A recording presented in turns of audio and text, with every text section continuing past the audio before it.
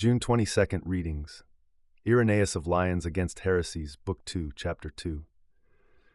The world was not formed by angels or by any other being, contrary to the will of the Most High God, but was made by the Father through the Word. God alone is the Creator, not angels or inferior powers.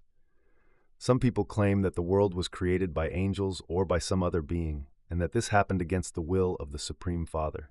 But even this first claim reveals their confusion. If angels created such a vast and intricate world against God's will, that would mean the angels were either more powerful than God, or that God was careless, weak, or uninterested in what was happening within his own domain. But would you ever believe that about a wise and capable human being, let alone about God? If the world was created in God's territory, it could not be without his will. Let them answer this. Was this world created within God's own domain or in some territory beyond him? If they say it happened beyond him, then they run into the same absurdities we've already dealt with. God would be enclosed by something greater, limited by some outer boundary. But if the world was made within his own domain, then how can anyone say that it was created without his knowledge or against his will? That would mean God doesn't see or understand what happens within his own household. A ridiculous suggestion. If God permitted it, he is still the true cause. Even if they argue that the world was created with God's permission and awareness, as some of them say, then it's no longer the angels or some lower being who created it. It's God's will that did it. If he made the angels, or even just caused the one who supposedly made the world, then he remains the true cause. It's just like with war. If a king provides the army, the weapons, the strategy, and the training, we credit him for the victory. Or think of building a house. We don't credit the axe or the saw for cutting the wood. We credit the one who made the tools and used them. In the same way, we rightly say that God, who prepared everything for creation, is the true maker of the world, not the angels or any so-called lesser creator. God needs no helpers or instruments. He created by his word. This argument might sound clever to those who don't know God, those who think he works like we do, always needing help, tools, or cooperation to get things done. But that kind of thinking doesn't apply to God. He doesn't need angels or any lesser beings to help him make the world. He certainly doesn't need ignorance or defect or some struggling demiurge to shape things. No, God created all things by his own word. He predestined everything in himself beyond our ability to fully describe or imagine. He arranged all things with harmony and order, giving to each its place and time of beginning. He gave spiritual beings their invisible nature, heavenly beings their celestial glory, angels their angelic essence, animals their proper life, sea creatures their watery nature, land creatures what suits the earth, and to each the form that matches the kind of life they were meant to have. All of this he made by his word, the word that never grows tired. The word alone is sufficient for all creation. This is what makes God utterly unique. He doesn't need anything beyond himself to create. His word is sufficient. As the Apostle John said, all things were made by him, and without him was nothing made. And all things includes our world. Genesis tells us that God created the heavens, the earth, and everything in it by his word. David says the same. He spoke, and they were made. He commanded, and they came into being. So whom should we believe about how the world was created? These heretics, who ramble on in contradiction and nonsense, or the Lord's disciples, or Moses, who was God's faithful servant and prophet? Moses began his account with the words, "In the beginning, God created the heavens and the earth," and he went on to describe all things made in order. Nowhere does he say gods or angels had anything to do with it.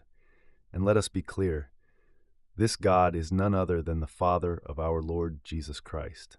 As Paul says, there is one God, the Father, who is over all, through all, and in all.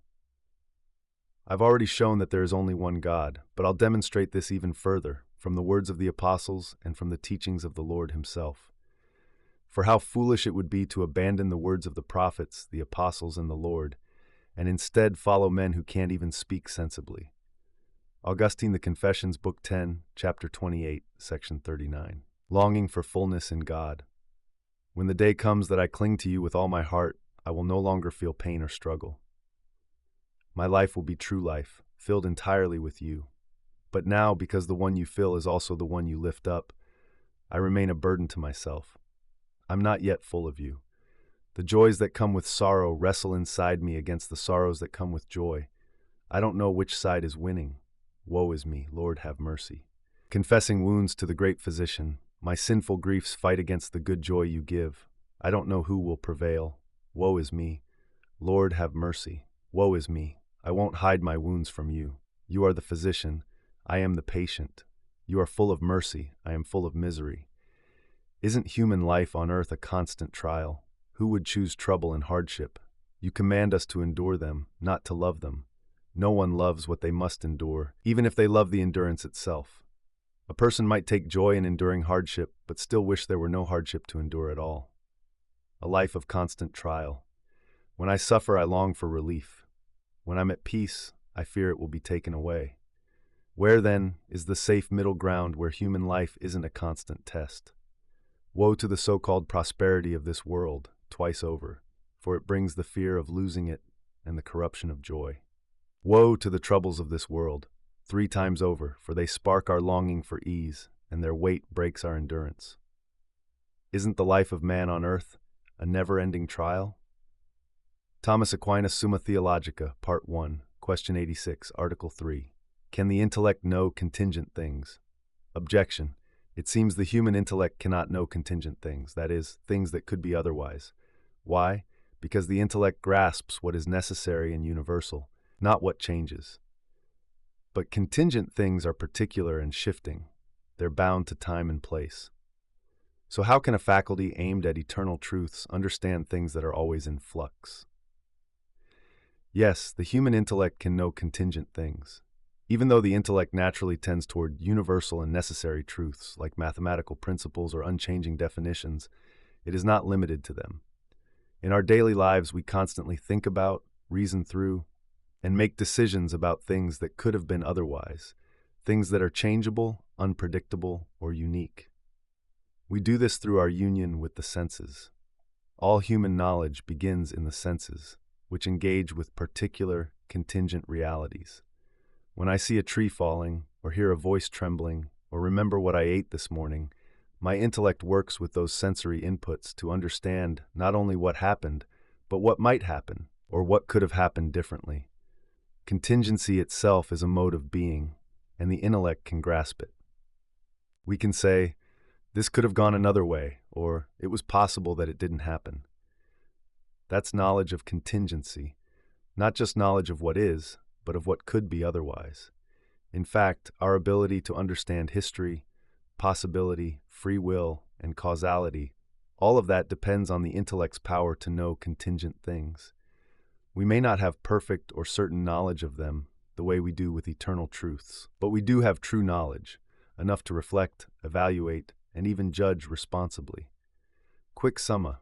Though the intellect is ordered toward the universal and necessary, it can know contingent things through the senses, memory, and reason. William and the unwritten letter. William sat at his desk, staring at a sheet of parchment. He hadn't written the letter yet. He thought about it every morning. Should he write it? Should he let silence stand? The letter would be simple, an apology, long overdue. He imagined how his friend might read it, how things might change, or not. The outcome wasn't certain, nothing was. Still, William thought about it, not abstractly, not as a theory, but as a real, concrete possibility. I could write it today, he said aloud, or I could choose not to. Either way, something will follow. He realized as he sat in the dim light that he was contemplating not just the facts of the past, but the fragile web of what might be. He was grasping contingency, real, tangible, weighty. It wasn't a theorem, it was a moment. And his intellect, created by God, could stretch itself to hold even this, the unknowable outcome of the choice not yet made.